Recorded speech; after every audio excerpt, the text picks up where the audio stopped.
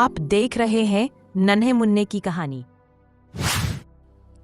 पिताजी जल्दी चलिए, वरना मैं आज स्कूल में देरी से पहुंचूंगा। मेरी टीचर बहुत गुस्सा करती है। हाँ बेटा, अभी चलते हैं, बस 2 मिनट रुको। तभी रमेश की पत्नी कमरे से बाहर आती है और रमेश से कहती है, सुनिए जी, आज शाम को आप ऑफिस से जरा जल्दी घर आ जाइएगा। याद है ना, आज आपको मुझे शॉपिंग कराने के लिए लेकर जाना है।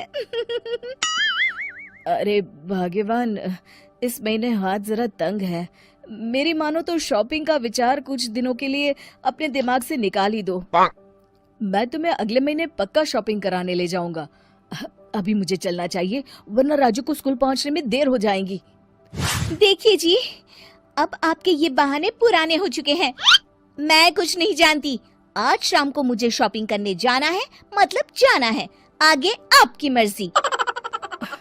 अच्छा ठीक है भाग्यवान, अब तुम पूरा घर सर पर मत उठाओ, मैं कुछ करता हूँ। इतना कहकर रमेश अपने बेटे राजू को लेकर वहाँ से चला जाता है।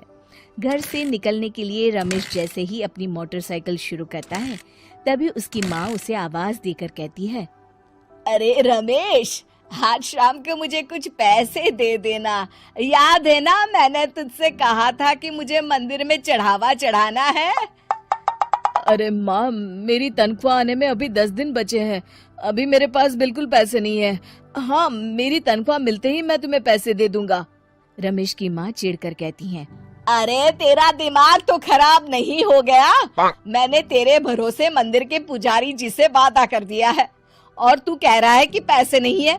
अब मैं पुजारी जी को क्या जवाब दूंगी?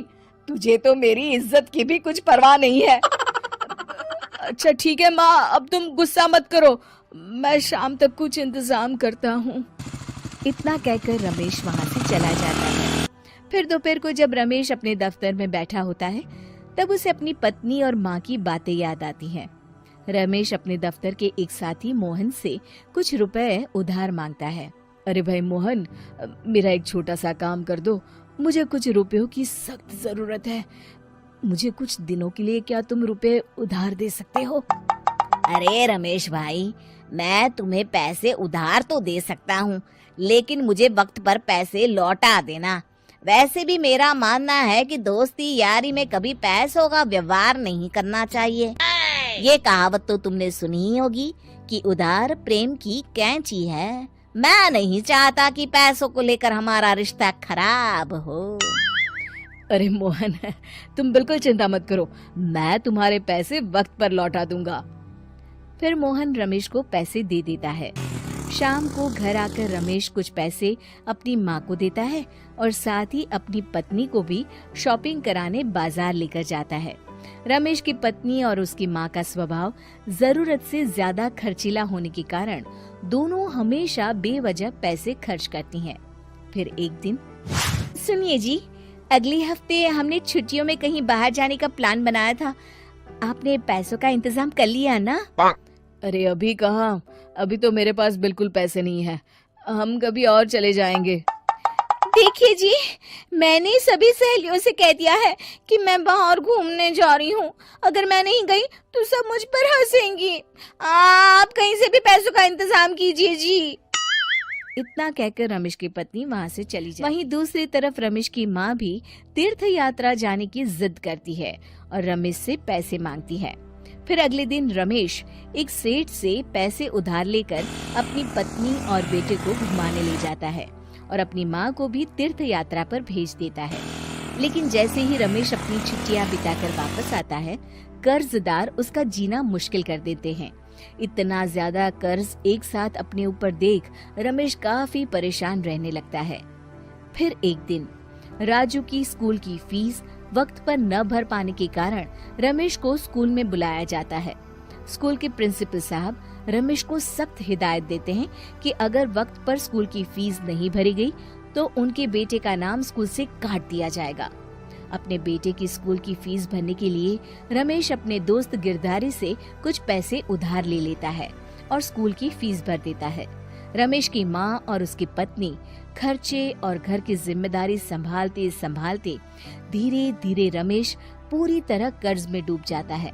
और तभी एक दिन दफ्तर में काम करते समय रमेश की तबीयत अचानक बिगड़ जाती है और वो बेहोश होकर गिर पड़ता है। उसे जल्दी से अस्पताल में भर्ती कराया जाता है। रमेश के घर वालों को ये बात पता चल जाती है तो वे सभी अस्पताल पहुंचते हैं। अस्पताल के डॉक्टर साहब उन्हें बताते हैं, देखिए, देर रात तक जागने और जरूरत से ज्यादा काम करने की वजह से इन्हें चक्कर आ गया था। बेहतर यही होगा कि इन्हें कुछ दिनों के लिए पूरी तरह आराम करने दिया जाए। रमेश की हालत देखकर उसके बेटे राजू को बहुत गुस्सा आता है और वो अपनी दादी और माँ से कहता है, दादी, मैं इतना छोटा हूँ, फिर भी मैं इतना समझता हूँ कि पिताजी दिन रात दफ्तर में काम करके पैसे कमाते हैं। पिताजी अकेला पूरा घर संभालते हैं और आप दोनों अपने फिजूल के खर्चों के लिए उन पर दबाव डालते रहते हैं। आज पिताजी की हालत के जिम्मेदार तो आप दोनों हैं। राजू की समझदारी भरी बातें सुनकर रमेश की माँ और पत्नी को अपनी गलती का एहसास होता है और दोनों की आंखों में आंसू आ जाते हैं। फिर कुछ दिनों के बाद एकदम अच्छी हो जाती है और वो पहले की तरह अपने काम पर जाने लगता है। रमेश की माँ और पत्नी अब उसे किसी प्रकार की कोई तकलीफ नहीं देते और ना ही उससे किसी चीज की मांग करते हैं। फिर देखते ही देखते रमेश अपने कर्ज के सारे पैसे चुका देता है। उसकी जिंदगी पहले की तरह अच्छी हो जाती है और वो अपने परिवार के साथ खुशी खुशी रहने लगता है। शिक्षा, हमारे रिश्ते एक तराजू की तरह होते हैं जिसकी दोनों ओर जिम्मेदारी और समझदारी का वजन बराबर और कहानी के लिए लाइक एंड सब्सक्राइब नाउ।